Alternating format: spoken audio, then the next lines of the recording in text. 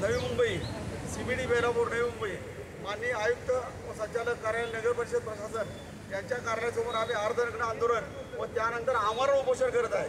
वास्तविक पाहता आम्हाला माननीय पोलीस प्रशासनाने एक 4 माणसाची परवानगी दिली, त्यामुळे आम्ही 4च माणसं, एक मराठवाडा अध्यक्ष गौतम आगळे सर आणि दुसरे आमचे महाराष्ट्र राज्याचे प्रदेशाध्यक्ष रघुनाथ आंबेडकर सर, तिसरे आमचे राज्य उपाध्यक्ष अनिल ठोंबरे सर, हे आम्ही 4 जण परवानगी दिल्याप्रमाणे माननीय पोलीस प्रशासनाला मान राखून या ठिकाणी आम्ही अर्धनग्न आंदोलन, त्यानंतर मी एकटा आमरण उपोषणाला बसत आहे। बंधूंनो, आमरण उपोषणाचा विषय असा आहे की 9/5/2024 रोजी मी यांना एक पूर्वपत्र दिलं, त्याच्या अगोदर 16/4/2024 रोजी पूर्वपत्र दिलं, तेव्हा आमच्या मागण्या मान्य करा। वास्तविक आता मागण्या काय आहेत या मागण्या आहेत की कंत्राटी मजुराला 387 नगर परिषदेमधल्या कंत्राटी मजुरांना किमान वेतनाने पगार द्या। त्यांचा जो ठेकेदार 10-12 हजार रुपये हडप करतो तुमचा नीच अधिकारी ते बंद करा आणि त्यांना त्याच्या पोटापाण्याला पगार द्या, ही पहिली मागणी आहे आमची। दुसरी मागणी आहे की त्यांनी 387 पैकी एक टेस्टसाठी कुर्डवाडी नगर परिषद घेतली होती, त्याची टेस्ट पूर्ण झाली, त्यानंतर माननीय कामगार आयुक्त साहेब सतीश देशमुख साहेब यांनी त्यांना आदेश दिला की कुर्डवाडी नगर परिषदेच्या मुख्याधिकाऱ्यावर प्रशासकीय तथा अनुषंगिक कारवाई करा। म्हणजे त्या मुख्याधिकाऱ्याने त्याच्या टीमनी जी काय 50-60 कोटी रुपये लुटलेत गेल्या 14 वर्षात ते त्याच्याकडे वसूल करा, परंतु त्याच्यावर अद्याप FIR दाखल झालेला नाही किंवा FIR दाखल करण्याची मानसिकता यांची नाही। मधून तिसरी आमची मागणी काय की एक टेस्ट झाली 387, उर्वरित 386 नगर परिषदची त्रयस्थ यंत्रणेकडे चौकशी करा। फक्त तुमच्या यंत्रणेकडे चौकशी करू नका, कारण तुमची पूर्ण यंत्रणा ही मिली बघत आहे। कारण आज महिन्याला कमीत कमी 70 कोटी रुपयाचं बिलिंग होतं आणि जर समजा 2-3 कोटी पगार वाटप होत आहे तर 65-66 कोटी रुपये हे कुठे जातील याचाच आम्ही तपास करा, म्हणतो शोध करा।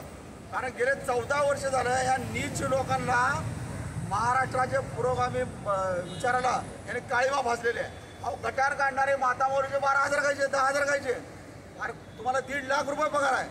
याबाबत आम्ही माननीय राहणारे साहेबांना वेळोवेळी विनंती करतो, पाया पडलो, हात जोडतो, विनंती करतो, साहेब तुम्ही आता जर लोटांगण घ्या म्हणलं 7व्या महिन्यापासून आम्ही अर्धनग्न लोटांगण घेतो, परंतु हे जे आमच्या दलित बहुजन समाजाचे मातामाऊली आहेत, जे बांधव आहेत त्यांचा अर्धा पगार खायला हे नीच लोकांना जेलमध्ये टाका। पहिलं आम्ही जी मागणी केली ती मागणी आमची मान्य करा। आमच्या मागण्या रास्त आहेत, आम्ही रास्त कायदेशीर मागण्या केलेल्या आहेत आणि यानंतर जी काय अहवाल येईल आणि तुम्ही तुमचंच पत्र आहे की तुमच्या पत्राची जर यांनी राखरांगोळी केली 31/10/2023 रोजी तुम्ही महाराष्ट्राला आदेश दिला की बाबा किमान वेतनाने पगार द्या आणि ठेकेदार हा पात्र असला पाहिजे।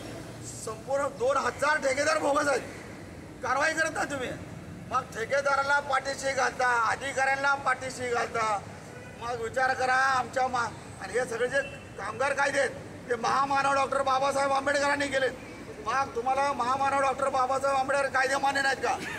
आणि तुम्ही जे आम्हाला हॅरेसमेंट करता म्हणजे याचा अर्थ काय, तुम्ही दलित बहुजन विरोधी आहात।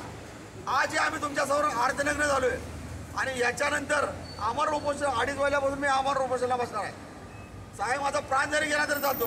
वास्तविक पाहता हा जो महाराष्ट्रामध्ये दलित बहुजन कामगाराचं जे शोषण झालंय त्या शोषणापेक्षा माझा प्राण महत्त्वाचा नाही, ते शोषण थांबणं, त्याला पगार मिळणं हा महत्त्वाचा आहे।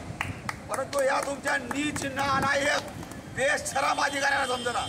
आणि साहेब तुम्ही का गप्प बसा, तुम्ही जर भ्रष्टाचारी नाही त्या 70 कोटी रुपये जे महिन्याला 70 कोटी रुपये घेतात, 70 कोटी रुपये बिलिंग होतं, त्याचा जो घोटाळा होतो त्या घोटाळ्यात जर तुम्ही इन्व्हॉल्व नाही, मिली बघत नाही, तुम्ही कारवाई करण्यासाठी का गप्प बसता? वास्तविक पाहता तुम्हाला सतीश देशमुख साहेबांनी सांगितलंय प्रशासकीय कारवाई करा, तथा अनुषंगिक कारवाई करा, मग तुम्ही का कारवाई केली नाही हाही आमचा प्रश्न आहे। आणि तुम्ही का तुमचं पत्र तुमचा आदेश केराची डुबली दाखवली आणि पोलीस तुम्हाला दाद देत आहे, मग तुम्ही आदेश का काढता आणि तुम्ही गप्प का बसता? महत्त्वाचं